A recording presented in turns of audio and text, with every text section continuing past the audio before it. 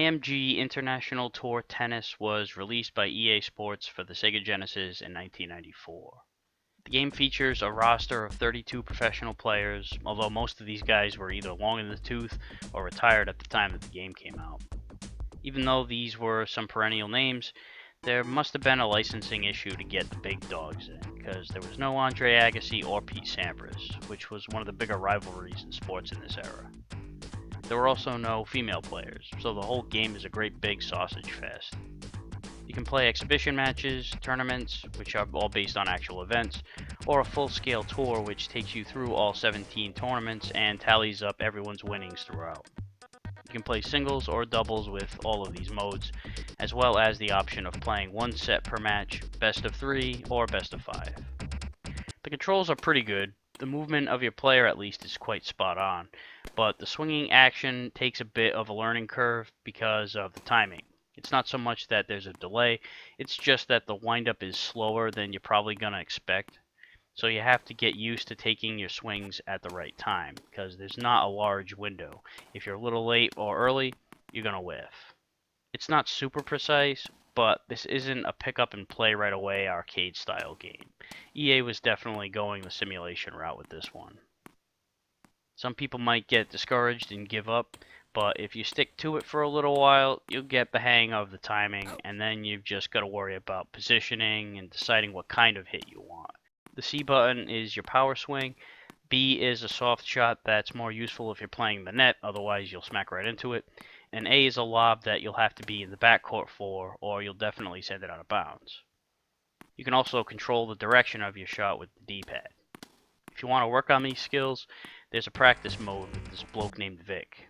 Instead of choosing the skill you want to practice on, because, I don't know, maybe it makes sense to work on your weaknesses, Vic gives you a completely random drill, and then gives some generic advice after you're finished that doesn't seem to correlate at all to how well you did. I just use this mode to fuck around. Half the time I'm trying to smash them with the ball.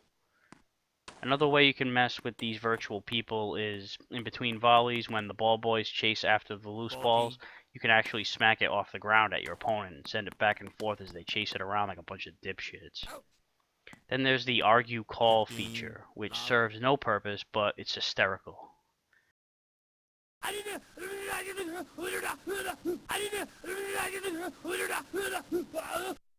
have no idea what that's about, but I go to it every once in a while for pure entertainment. It's like the ambulance in Madden 92 that just plows everybody in front of it while trying to rush the injured player away. You gotta love when games take the piss like this.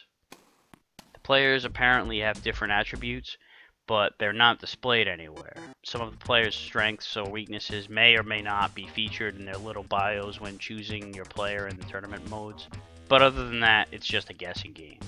There doesn't seem to be any noticeable difference between any of these players anyway. If there's any, they're marginal.